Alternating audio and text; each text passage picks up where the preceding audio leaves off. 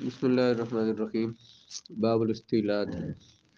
استیلاد کا لغوی معنی طلب الولد، بچہ طلب کرنا، اور لغوی معنی جو ہے یہی اس پر غالب آ گیا، یعنی لونڈی سے بچہ طلب کرنے کو استیلاد کہا جاتا ہے۔ لونڈی سے مولا کا بچہ پیدا ہونے کو استیلاد کہتے ہیں۔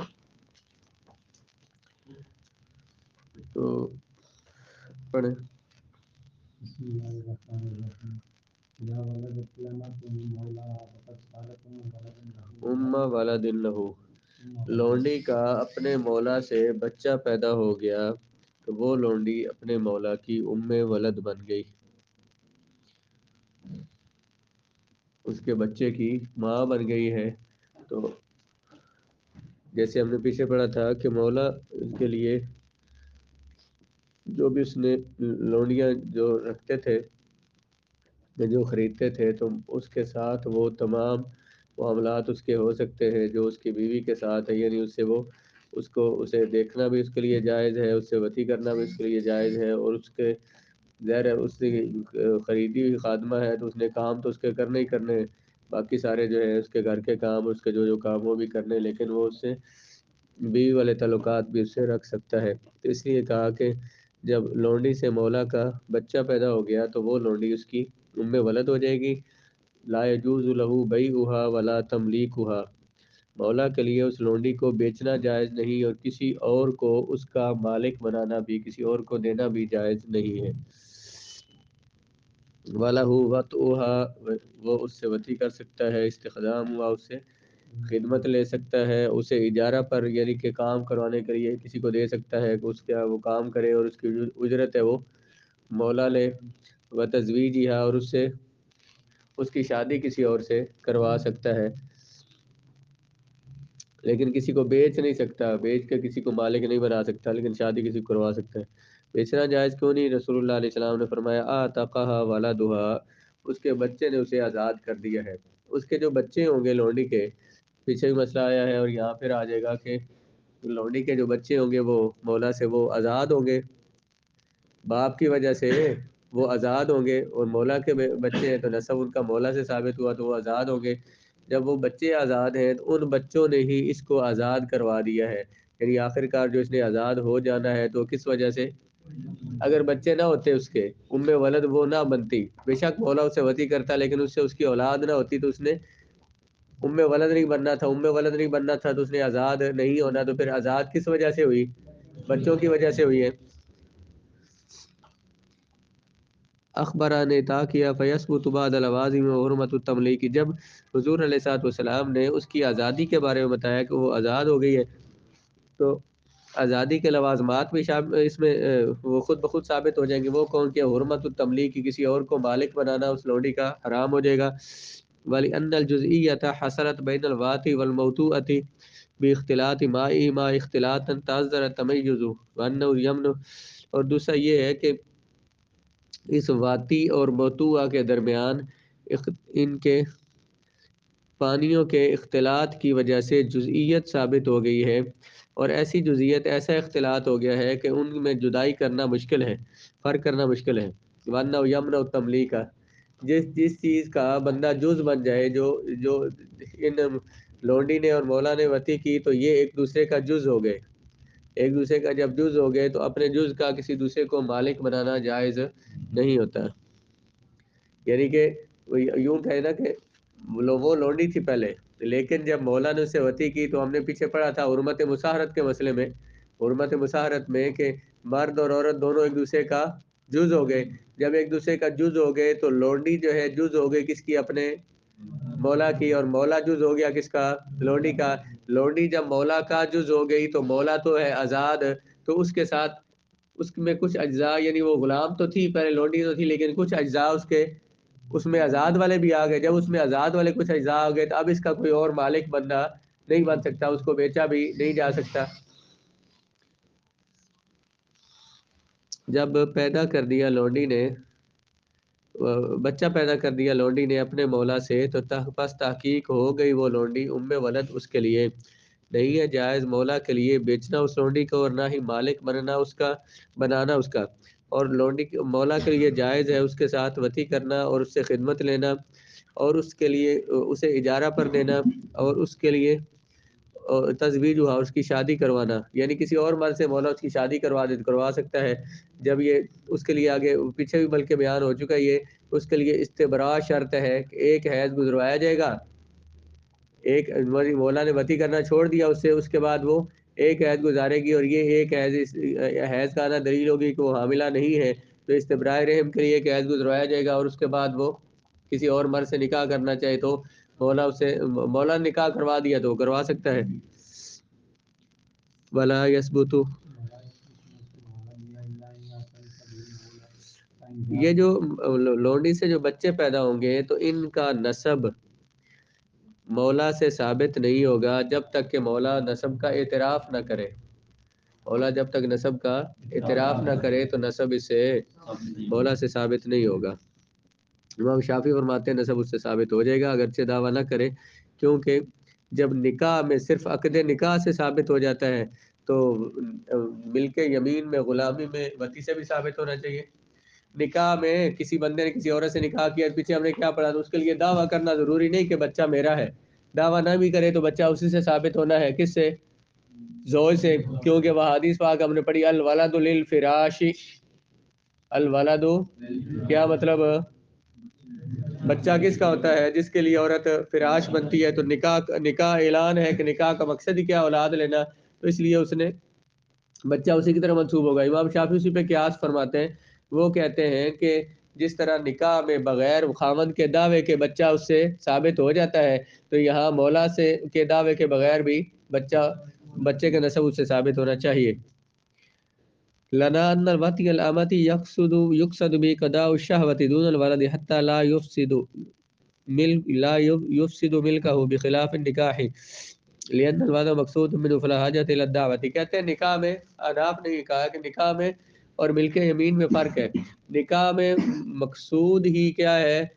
اولاد لینا، تو اس لیے وہاں پہ دعویٰ کرنے کی ضرورت نہیں ہے، جبکہ غلامی میں کیا ہے؟ واتی علامت یقصد بیا قضاء شہوۃ، اس سے شہوت پوری کرنا مقصود ہوتا ہے، بچے لینا اس سے مقصود نہیں ہوتا۔ بچے لینا مقصود کیوں نہیں ہوتا؟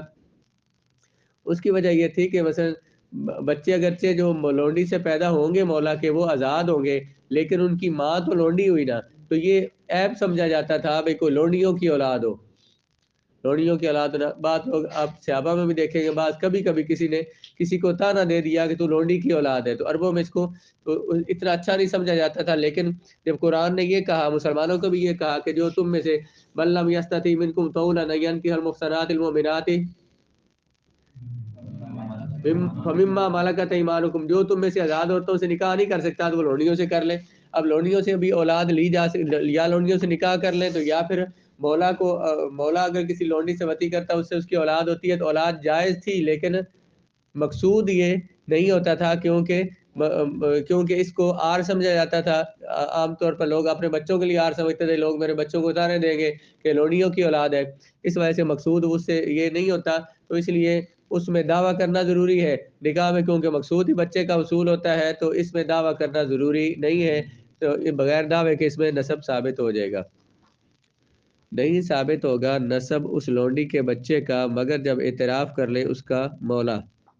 فإن جاءت بولد،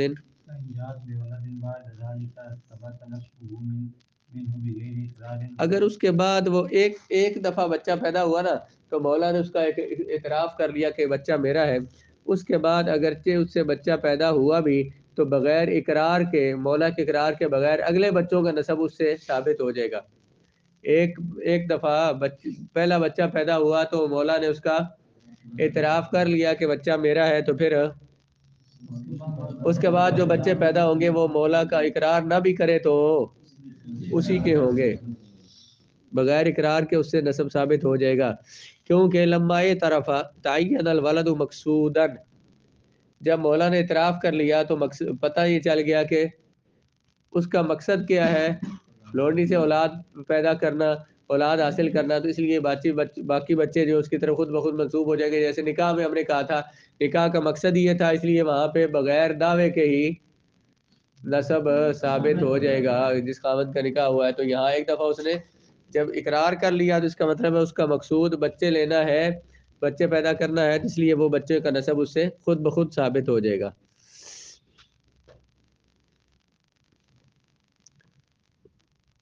فَإِن جاءت، اگر وہ لے آئی بچہ بعد ذالک، اس اقرار کے بعد، تو ثابت ہو جائے گا نسب اس بچے کا اس مولا سے بغیر اقرار کے۔ فَإِن نفاہ، اگر مولا نے بچے کی نفی کر دی تو انتفا بقولہ، اس کے قول سے ہی نفی ہو جائے گی۔ یعنی مولا نے یہ کہا کہ بچہ میرا نہیں ہے، تو بس اس کا اتنا کہنے سے ہی، اور بیوی سے اگر یہ کہیں کہ میرا بچہ نہیں ہے جو اس سے پیدا ہوا، تو کیا کرنا ہوتا ہے وہاں پہ؟ لعان کرنا ہوتا ہے۔ لیکن لونڈی میں اس نے کہہ دیا کہ بچہ میرا نہیں ہے، تو بس یہی اس کے لیے کافی ہے، اسے لعان وغیرہ اس سے نہیں کرنا پڑے گا۔ لعان تو کن سے کیا جاتا ہے؟ ازواج سے، والذین یؤلون من نسائہم، جو الا کرتے ہیں اپنی بیویوں سے، نساء ان بیویاں مراد ہوتی ہیں اس سے۔ اگر اس نے نفی کر دی، نفی ہو جائے گی، لأن فراشا ضعیف، کیونکہ لونڈی کا فراش ضعیف ہے، اسی لیے تو وہ یملک نقلہ الی غیرہ، یہ فراش کسی اور کو بھی دے سکتا ہے۔ کیسے؟ پیچھے مسئلہ بھی کیا پڑا، کسی اور مرد سے لونڈی کی شادی کروا سکتا ہے نا، کیوں؟ بلا اس کا فراش ضعیف ہے، اس وجہ سے یہ کسی اور سے کے نکاح میں اسے دے سکتا ہے۔ جس عورت سے بندے کا نکاح ہوا ہو تو وہ خاوند اس عورت کا کسی اور سے نکاح نہیں کروا سکتا جب تک اس کے نکاح میں ہے۔ تو نکاح ٹوٹے گا، طلاق دے گا، عدت گزرے گی تو اگلے سے نکاح کر سکتی ہے وہ۔ تو یہاں پر جو ہے نا وہ بغیر اسے طلاق دیے اسے ضرورت ہی نہیں ہے، تو اس کے بغیر بھی ملک اسی مولا کے ملک میں رہے گی وہ، تو وہ کسی اور سے اس کے ساتھ نکاح اس کا کروا سکتا ہے۔ تو اس کا فراش کیونکہ ضعیف تھا، کبھی نہیں تھا، اس وجہ سے وہ کسی اور سے اس کا نکاح بھی کروا سکتا ہے۔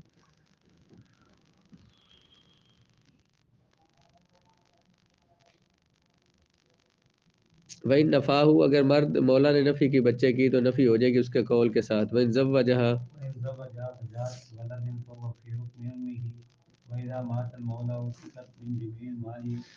فَإِن زَوَّجَهَا، اگر مولا نے ام ولد کی اپنی لونڈی کی کسی اور مرد سے شادی کروا دی، فَجَاءَتْ بِوَلَدٍ، وہ بچہ لے آئی، یعنی بچہ پیدا ہو گیا، تو وہ بچہ اپنی ماں کے حکم میں ہوگا۔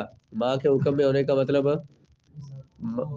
ماں کے مولا کا غلام ہوگا، ماں کے مولا کا غلام ہوگا۔ لأن حق اور دوسرا یہ کہ وہ جیسے ماں ام ولد ہے، اس نے مولا کے مرنے کے بعد آزاد ہو جانا، تو بچہ اس کے حکم میں ہوگا، مطلب کہ مولا کے مرنے کے بعد وہ بھی، اس کے بچے بھی آزاد ہو گئے۔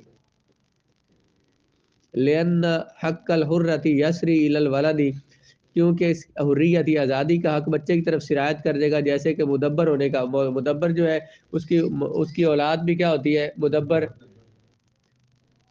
الا یران ولد الحرۃ حر، جیسے کہ آزاد کا بچہ آزاد ہوتا ہے، لونڈی کا بچہ غلام ہوتا ہے، تو یہ جو ہے والنسب یثبت من الزوج، نسب اس کے زوج سے ثابت ہو جائے گا۔ اور لونڈی کی اپنی لونڈی کسی اور سے شادی کروا دی تو نسب کس سے ثابت ہوگا؟ اس لونڈی کا زوج ہوگا، چاہے آزاد ہے غلام ہے جو بھی ہے، اس سے ثابت ہوگا۔ لأن الفراش لہو، کیونکہ وہ عورت اس کے لیے فراش ہے۔ ان النکاح فاسد، من کان النکاح فاسد، اگر نکاح فاسد ہو تو اس کو بھی صحیح کے ساتھ ملایا جائے گا احکام کے حق میں۔ دوبارہ یہ یاد پہ ہمارا مسئلہ پورا ہو گیا کہ اگر مولا نے شادی کروا دی اس کی، تو فجاءت بولد، وہ لے آئی بچہ، تو وہ بچہ اپنی ماں کے حکم میں ہوگا۔ آگے وَإِذَا مَاتَ الْمَوْلَى أُوتِيَتْ مِنْ جَمِيعِ الْمَالِ وَلَا تَلْزَمُ السِّرَايَةُ لِلْغُرَمَاءِ إِنْ كَانَ عَلَى الْمَوْلَى دَيْنٌ۔ بس کل ہم نے مدبر کے بارے میں کیا پڑھا تھا؟ مدبر کتنے مال سے آزاد ہوگا؟ مولا کے مرنے کے بعد ثلث سے آزاد ہوگا، لیکن ام ولد کا حکم نہیں ہے، یہ مولا کے مرنے کے بعد کل مال سے آزاد ہو جائے گی، اگرچہ مولا پر قرضے ہی کیوں نہ ہو۔ مولا پر قرضے ہو تو پھر بھی اس کے لیے سیاحت کر کے مولا کے قرض خواہوں کو کما کر دینا کوئی ضروری نہیں ہے۔ اسے تو کیا کہا تھا، قرضے تھے تو وہ سیاحت کر کے، تو اپنی قیمت کی سیاحت کر کے دے گا، اتنا قرضہ اسے اتارنا ہے تو، لیکن ام ولد پر کوئی اس طرح کے ذمہ داریاں لازم نہیں۔ جب فوت ہو گیا مولا تو آزاد کر دی جائے گی وہ مولا کے کل مال سے، اور نہیں لازم ہوگی اس پر سیاحت قرض خواہوں کے لیے اگر مولا پر قرضہ ہو۔ حضرت سعید بن مسیب سے روایت ہے، نبی کریم علیہ الصلوۃ والسلام نے حکم دیا بیت کی امہات الاولاد، امہات الاولاد کو آزاد کرنے کا حکم دیا۔ وَأَلَّا يُبَعْنَ فِي دَيْنِ، اور یہ بھی فرمایا کہ انہیں قرضے میں بیچا نہیں جائے گا، وَلَا يُجْعَلْنَ مِنَ الثُّلُثِ، اور نہ انہیں ثلث سے آزاد کیا جائے گا.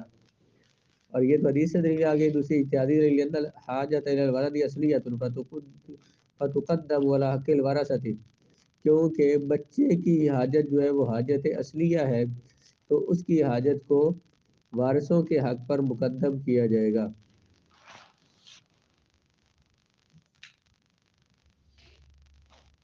بچے کیا تھے؟ بچے اس کے جو تھے وہ آزاد تھے نا، بچے اس کے آزاد تھے تو بچوں کی وجہ سے اس ماں کے تابع ہو کر بچوں نے کیا ہونا ہے، بچے بھی آزاد کہلائیں گے، آزادی ان کی طرف سرایت کر جائے گی. تو کہتے ہیں کہ یہ جو اس لونڈی کو حق اس نے آزاد ہونا ہے، یہ بچے کے حق کی وجہ سے آزاد ہونا ہے. تو بچے کا حق جو ہے باقی وارثوں سے مقدم ہے. اب باقی وارثوں میں اس لونڈی کو بانٹ دیا جائے گا، اسے کہا جائے اپنی قیمت کما کے انہیں دے، تو باقی وارثوں کا خیال کیا، اس کو جو آزاد کیا اور اس کے بچے جو آزاد ہوئے ہیں تو وہ بچوں کے حق کی وجہ سے ہے. کہتے ہیں بچوں کے حق کو اس پر مقدم کیا جائے گا کہ ان کی ماں ان کے لیے آزاد ہوگی، تو وہ چاہے تو آگے کہیں نکاح کر لے کسی کے ساتھ، عدت گزارنے کے بعد اسے نکاح کر لے. اس کی عدت کون سی ہوگی؟ ام ولد کی عدت. اس کا مولا فوت ہو گیا ہے، اس کے بعد اس کی عدت کیا ہوگی؟ جی آزاد والی کیوں ہوگی؟ آزاد والی عدت کون سی ہوتی ہے؟ عدت وفات ہے 4 مہینے 10 دن. 4 مہینے 10 دن عدت کس کی ہے؟ والذین یتوفون منکم ویذرون ازواجا، پیچھے بیویاں چھوڑ جائیں ان کی عدت 4 مہینے 10 دن ہے. یہ اس کی زوجہ لگتی ہے، پھر اس کی عدت 4 ماہ 10 دن کیسے آ گئی ہے؟ اس کی عدت استبراء رحم کے لیے ہوگی صرف. اگر فوت ہو گیا مولا تو آزاد ہو جائے گی کل مال سے، اور نہیں ہوگی اس سے لازم اس پر سیاحت کرنا علماء کے لیے اگرچہ مولا پر قرضہ ہو. آگے بین واتی الرجل وإذا وصي الرجل ولد غيره بنكاح فولدت منه ثم ملكها وصارت أم ولد ام ولد لہو، اگر کسی بندے نے کسی غیر کی لونڈی سے وتی کر لی، نکاح کر کے اس سے وتی کی، فولدت منہ، پھر اس لونڈی نے اس زوج سے بچہ پیدا کر دیا، پھر اس خاوند نے ہی اس لونڈی کو خرید لیا، اس کا مالک بن گیا، تو یہ اس خاوند کی ام ولد بن جائے گی. پہلے اس نے اس لونڈی سے کیا کیا تھا؟ شادی کی تھی، اس سے اس کا بچہ ہوا، پھر اس نے اسی لونڈی کو اس کے مولا سے خرید لیا، تو کیا ہو جائے گا؟ وہ اس کی نکاح اس کا ٹوٹ جائے گا، اور یہ اس کی کیا بن جائے گی؟ لونڈی ام ولد بن جائے گی.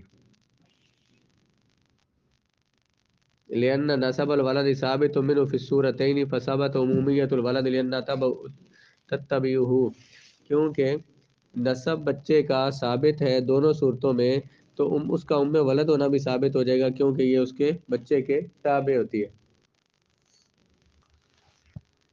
تو حضرت عمر رضی اللہ تعالیٰ عنہ کا ارشاد کیا کہ اس کی عدت کتنی ہوگی؟ 3 حیض ہوگی اگر ام ولد کا مولا فوت ہو جائے تو. ٹھیک ہو گیا. یہ تو یہ مسئلہ پورا ہو گیا.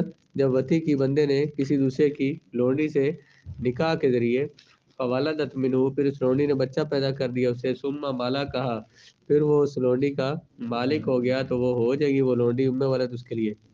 فَإِذَا وَتِيَ الْأَبُو جَارِيَةَ ابْنِهِ فَجَاءَتْ بِوَلَدٍ فَادَّعَاهُ ثَبَتَ نَسَبُهُ مِنْهُ وَصَارَتْ أُمَّ وَلَدٍ لَهُ وَعَلَيْهِ قِيمَتُهَا وَلَيْسَ عَلَيْهِ أُكْرُهَا وَلَا قِيمَةَ وَلَدِهَا.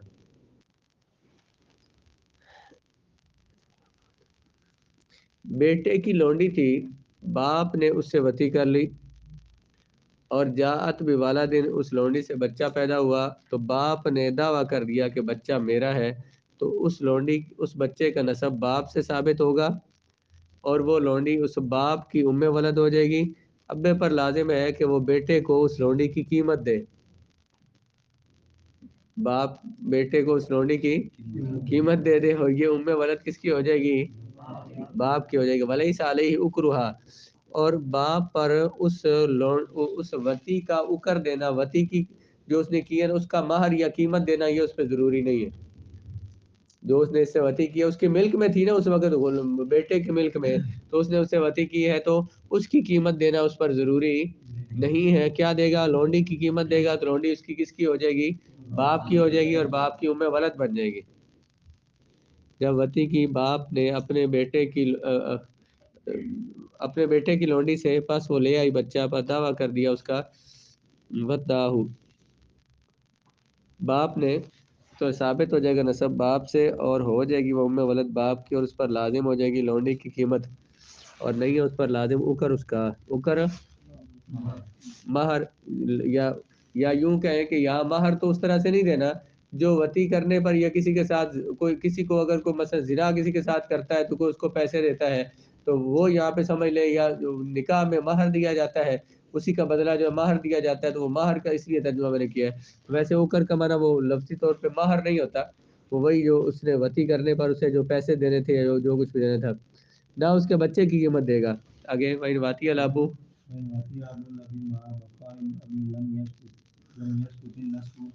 بس اگر ایک بندے کی لونڈی تھی، اس کے باپ نے یعنی دادے نے اس لونڈی سے وتی کر لی اور اس کا باپ بھی موجود ہے، جس کی لونڈی سے وتی کی اس کا باپ کی بھی موجود ہے لیکن دادے نے اسے وتی کر لی، تو اس بچہ پیدا ہو گیا تو نسب دادے سے ثابت نہیں ہوگا۔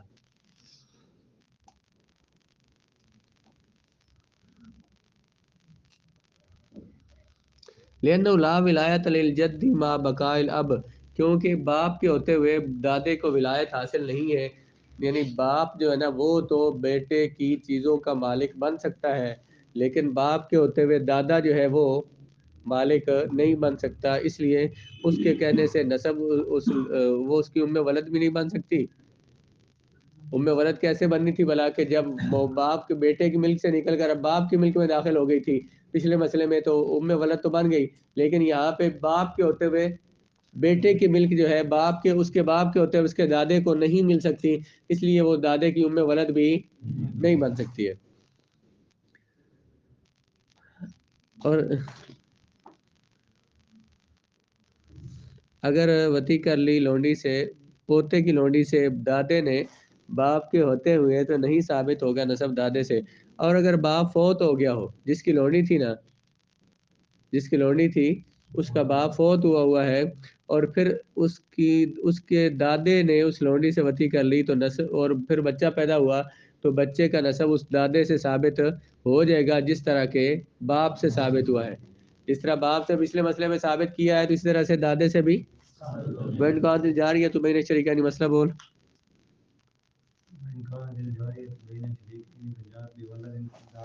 پڑیں گے ایک لونڈی تھی، دو بندوں کی تھی، دونوں اس کے مالک تھے، اس کا بچہ پیدا ہو گیا تو دونوں شریکوں میں سے، دونوں مالکوں میں سے ایک نے دعویٰ کر دیا کہ بچہ میرا ہے، تو بچے کا نسب اس سے ثابت ہو جائے گا اور وہ لونڈی اس کی ام ولد ہو جائے گی۔ اس پر لازم ہے کہ وہ اپنے دوسرے شریک کو نصف اکر دے۔ ظاہر ہے جب دونوں کی لونڈی تھی نا، کسی کے لیے بھی اس کے ساتھ وتی کرنا جائز نہیں تھا، تو جس نے اس کے ساتھ وتی کی ہے تو وہ دوسرے شریک کو اس کی آدھی قیمت بھی دے گا اور آدھا مہر سمجھ لے اس کو دے گا، اور بچہ جو پیدا ہوا اس کی قیمت نہیں دے گا دوسرے شریک کو، لیکن باقی دو چیزیں دے گا۔ اور اگر دونوں نے دعویٰ کر دیا اکٹھا، دونوں کہتے ہیں کہ یہ ہمارا بچہ ہے، ایک کہتا ہے میرا بچہ ہے، دوسرا کہتا ہے میرا بچہ ہے، دونوں سے اس بچے کا نسب ثابت ہو جائے گا اور وہ ام ولد، دونوں کی ام ولد ہو جائے گی۔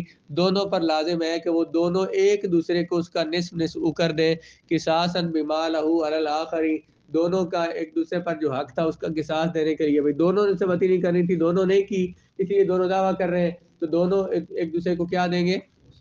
نصف اکر دیں گے۔ وَيَارِثُ الْإِبْنُ، اور جو بیٹا ہوگا نا وہ دونوں باپوں کی طرف سے وراثت لے گا پورے بیٹے کی۔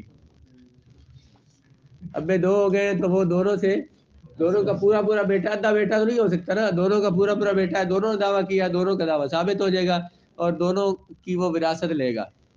اور وَهُمَا يَرِثَانِ مِنْهُ مِيرَاثَ أَبٍ وَاحِدٍ، اور وہ اگر بیٹا فوت ہو جائے تو ان دونوں کو ایک باپ کی وراثت ملے گی، وہ آدھی آدھی کریں گے۔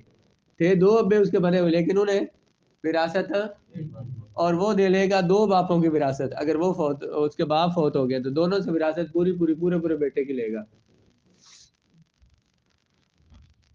یہ ہو سکتا ہے نا کہ ایک بیٹا ہو، دو باپوں کی وہ الگ الگ وراثت لے گا، دو بیٹے دو بندوں کے الگ الگ ہو سکتے ہیں؟ دو بیٹے، ایک بندے کے 2 بیٹے ہو سکتے ہیں نا، تو وہ پوری وراثت لے سکتے ہیں، لیکن یہ نہیں ہو سکتا کہ بیٹا ایک اور اس کے باپ 2 ہوں اور 2 باپوں کو وراثت ملے، یہ نہیں ہو سکتا، کیونکہ 2 باپ ہو نہیں سکتے. یہاں ہو گئے ہمارا فیضا واتی المولا جاریت مکاتبہ فجات بولد.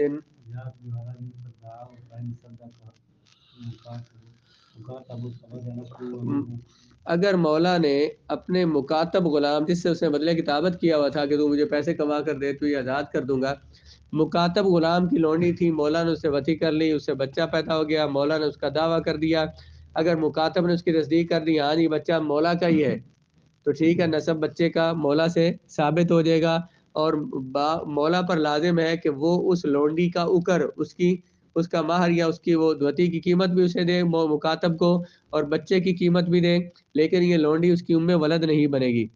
اگر مکاتب نے اس کی تکذیب کر دی نسب میں کہ بچہ مولا کا نہیں ہے میرا ہے، تو پھر مولا سے نسب اس کا ثابت نہیں ہوگا. مولا نے تصدیق کر دی کہ بچہ اسی کا ہے مولا کا، تو مکاتب نے تصدیق کر دی کہ بچہ میرے مولا کا ہے. اصل میں لونڈی کا مولا تو کون تھا؟ وہ مکاتب تھا نا، کیونکہ اسے تو خریدنے کی اجازت ہے، تو وہ مولا تھا. تو اس نے جب مکاتب کے مولا نے دعویٰ کیا تو اس نے اس کا دعویٰ مان لیا، تو پھر لونڈی اگرچہ اس کی ولد نہیں بنے گی لیکن بچہ اس کا ہو جائے گا. بچے کا نسب ثابت کرنے میں احتیاط کی جائے گی، اور اگر اس نے تکذیب کی کہ بچہ تیرا شرع نہیں ہے تو پھر کس کا ہے؟ اسی مکاتب کا ہے. تو نسب مولا سے، مکاتب کے مولا سے نسب ثابت نہیں ہوگا.